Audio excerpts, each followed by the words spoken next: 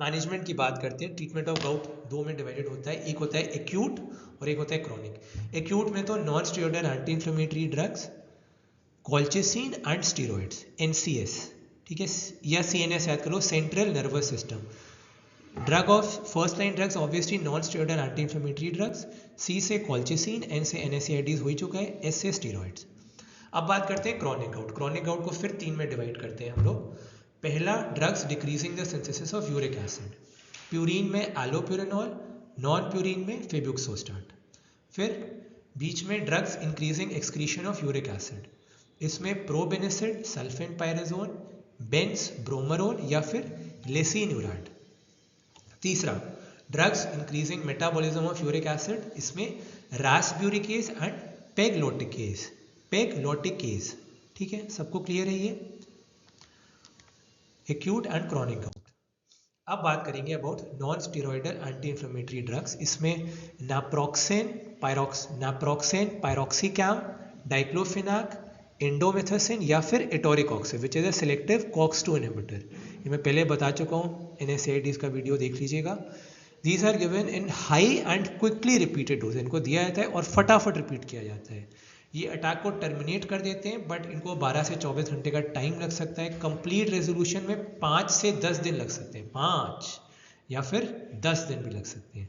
Attack खत्म होने के बाद इनको कंटिन्यू किया जाएगा लो डोजेस पर 3 से 4 हफ्ते तक, जब तक कि drugs to control hyperuricemia take effect, क्योंकि मैंने बताया था आपको इनको टाइम लगता है। So non steroidal anti inflammatory drugs को आप वो ब्रिज समझ सकते हो। जैसे ब्रिज मैंने उसमें बताया था, रूमेटॉइड आर्थराइटिस में the bridge was corticosteroids, gout में the bridge is non steroidal anti inflammatory drugs. इनको हम कंटिन्यू करेंगे, वो अटैक को तो कम करेंगे, सिम्टोमेटिक रिलीफ तो देंगे, दर्द वो सब, सूजन कम होगी, दर्द सूजन कम हो जाएगी।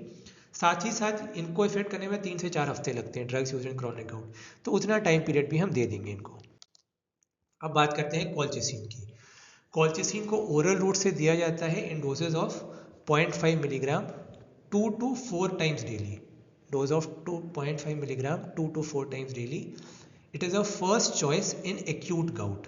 Obviously after non-steroidal anti-inflammatory drugs. Mechanism of action बहुत इंपॉर्टेंट है, कंठस्थ कर लेना। जो मैंने अभी पाथवे दिखाया था उसमें एक इन्फ्लामोसोम बन रहा था, inflammasome, so it works by inhibiting the inflammasome. और ऑब्वियसली अगर इन्फ्लामोसोम इनहिबिट होगा तो क्या होगा, इंटरल्यूकिन 1B का प्रोडक्शन मैक्रोफेजेस से कम हो जाएगा।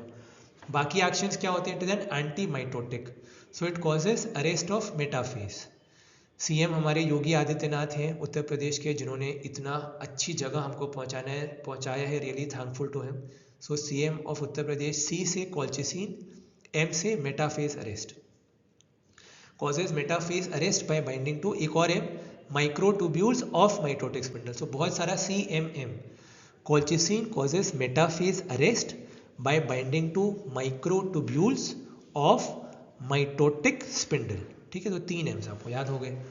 फिर बाकी एक्शंस क्या करता है कॉल्चिसिन, गट की मोटिलिटी बढ़ाता है थ्रू न्यूरल मैकेनिज्म्स। अब इसी की वजह से, क्योंकि गट की मोटिलिटी बढ़ रही है तो adverse effect, but obvious very good excellent, diarrhoea होगा।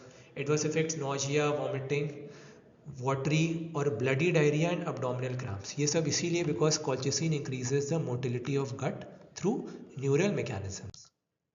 अब बात करते हैं कॉर्टिकोस्टेरॉइड्स की।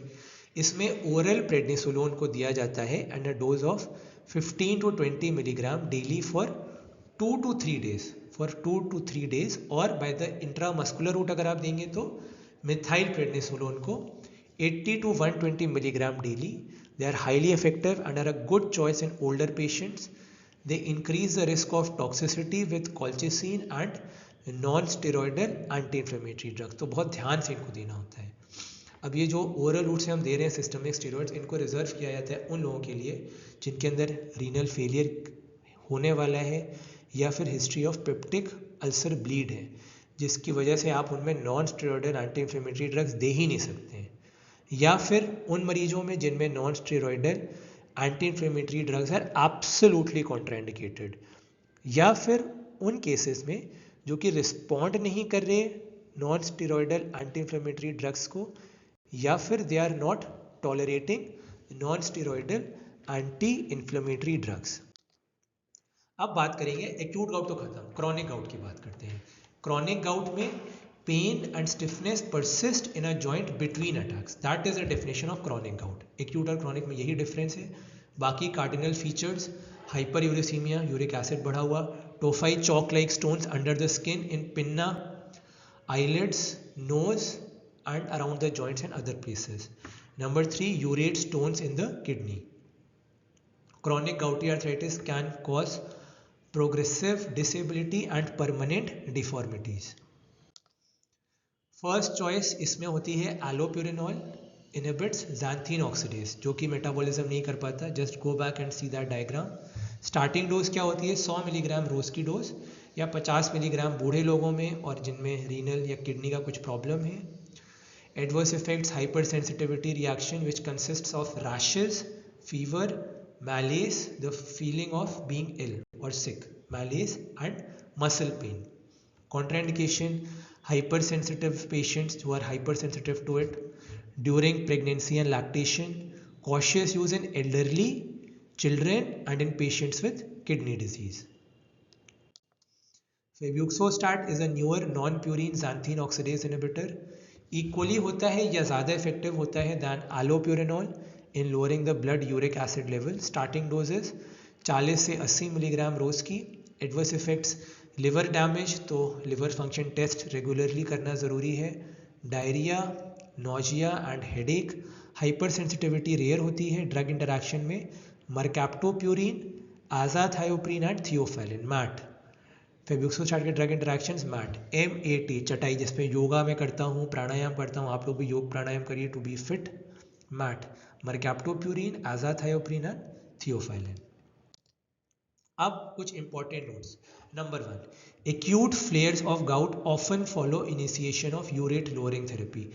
अगर मरीज कहता है और मरीज का दर्द बढ़ता है, प्लीज़ उस दवाई को बंद मत करना, इसको कंठस्थ कर लेना।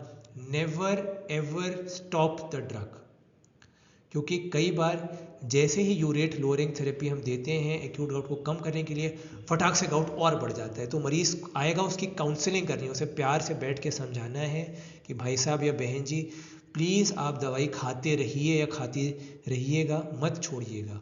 दूसरा, मरीज को बताओ इसके बारे में और उसको बोलो कि थेरेपी को कंटिन्यू करो इवन अगर अटैक आ जाए तब भी। तीसरा, ये जो फ्लेयर अप का रिस्क है इसको कम कर सकते हैं by prophylaxis with oral colchicine. या तो 0.5 से 1 मिलीग्राम की दवाई दे सकते हैं या फिर एक non steroidal anti inflammatory drug दे सकते हैं for the first few months, पहले कुछ महीनों के लिए। फिर लॉन्ग टर्म में एनुअल मॉनिटरिंग, मतलब हर साल में एक बार यूरिक एसिड का लेवल तो कराना ही कराना है। थंब रूल सबको बताना है, सारे मरीजों को। और नंबर 5, काफ़ी सारे मरीजों में urate lowering therapy needs to be continued indefinitely, किसी किसी में लाइफ लॉन्ग भी चलाना पड़ सकता है। फिर summarizing all that I have discussed so far, go through all of it. I hope rheumatoid arthritis and gout is crystal clear to you. Meet you in the next video series.